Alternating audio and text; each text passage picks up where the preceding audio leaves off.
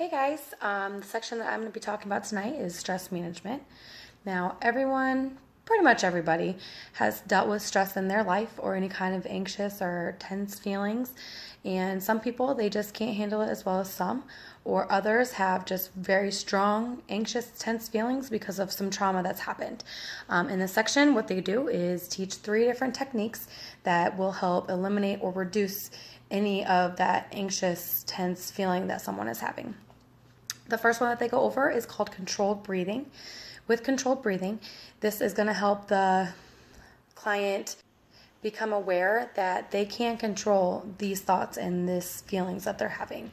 It's also going to show them that through breathing patterns, they can either eliminate or just reduce their anxious feelings of anything that they're feeling at that time. Controlled breathing is something that's pretty simple, and it could be taught to children, middle, teen, adults. Anyone can practice this controlled breathing. And I encourage everyone out there to either practice it with me or you can do it on your own later. The first thing that you can do is advise your client to become relaxed and comfortable. And I'm going to put an example of sitting in this chair. Have them sit in the chair and kind of lean back a little bit. And then you're going to kind of explain to them that when they're taking short breaths when they're feeling anxious, that's causing their chest to rise. Like short little breaths cause your chest to rise. With deep breathing, we actually want your stomach to rise. For them to be able to see this, you can have them place their left hand on their chest and their right hand on their stomach right above their belly button. You can also have them lay down on the ground and place like a plastic cup or any kind of little small object that you could be able to see rise up and down. But you have to be careful with this because children that have been sexually abused, this could be a trigger for them, and then you're going to bring up other things that are not wanting to be brought up at this time. Because you're going to want to do this when the client is calm and not as stressed at the moment. So you're going to have them put their left hand on their chest and their right hand on their stomach. Then what you're going to advise them to do is to breathe in slow and deep in through their nose and out through their mouth. Now you can try it with me or you can wait till later. Now breathe in.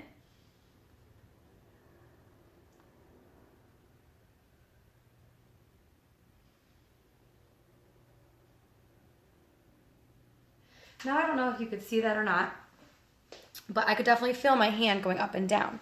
Now, if they can't feel it right away, you can have them try it again, and then just have them either breathe a little bit more slowly or deeper. You can kind of observe how they're breathing and be able to kind of give them little tips on what they can do for that.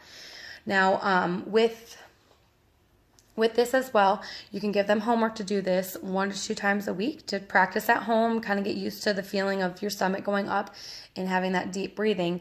And then once you feel they have mastered this, or they feel they have mastered it, what you can do is have their parent come into a session with you and with the client and yourself, and the person can teach their parent how deep breathing or controlled breathing is and have them demonstrate it for them too.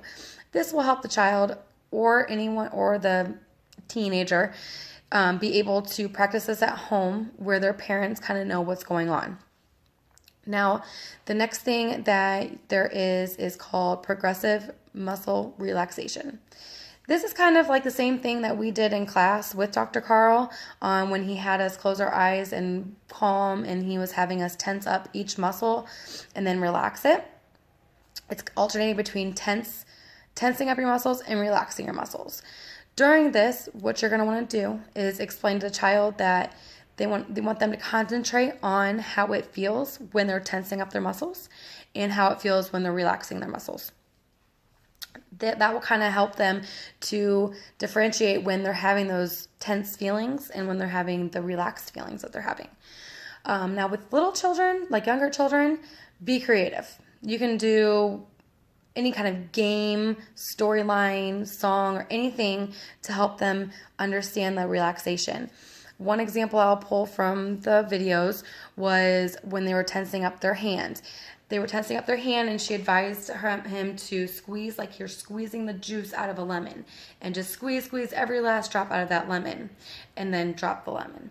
And this helped the client to kind of understand what was really going on and how squeezing as hard as he could, you can feel that tense feeling.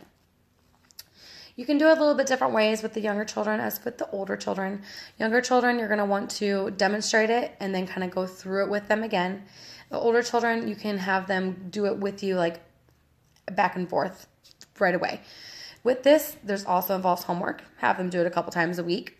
And once they feel they mastered it, again, have their parent come in and they can teach their parent and demonstrate this progressive muscle relaxation. This will again in turn help the parent to help the child when they're doing this at home. Now, the third thing that was on there is thought stopping. Now, thought stopping is something that can be done verbally or physically. This is one thing that some people kind of think like, well, if you're doing thought stopping, you're wanting them to forget about what trauma they had.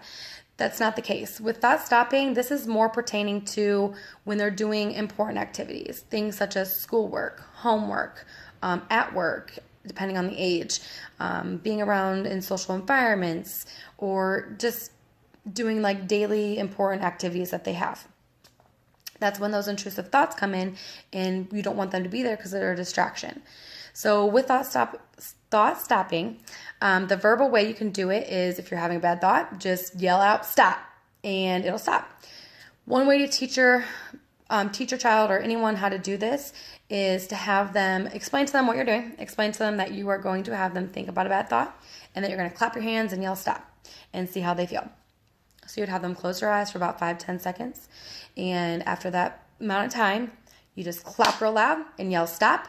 And then most of the time it'll startle them and they'll kind of open their eyes and you'll ask them like, okay, how did that make you feel? And they could either tell you that it just startled them or that it made them stop thinking about their bad thought. Once you do that, you can also introduce the physical way of thought stopping, which is one example would be putting a rubber band around your wrist. And when you're having that bad thought, to snap it.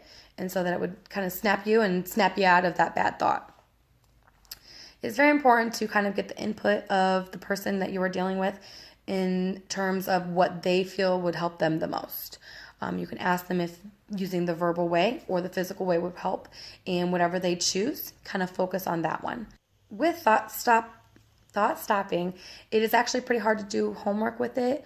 The main reason is because you don't know for sure, like at first, before they like master or anything, that they're using it in the right situations. As far as like when they're doing important activities or if they're just doing it whenever they feel. And so with the younger children especially, the homework is a little bit harder. With the older children, it can be slightly easier because what you can do is have them keep a log.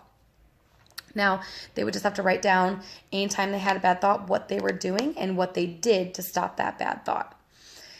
Also incorporated into this, once you kind of get through the picking which one you like and which one they like and what you can do, is putting positive thoughts in there. These positive thoughts will allow you to switch that bad thought into something positive, and from there, use that to your advantage throughout your life.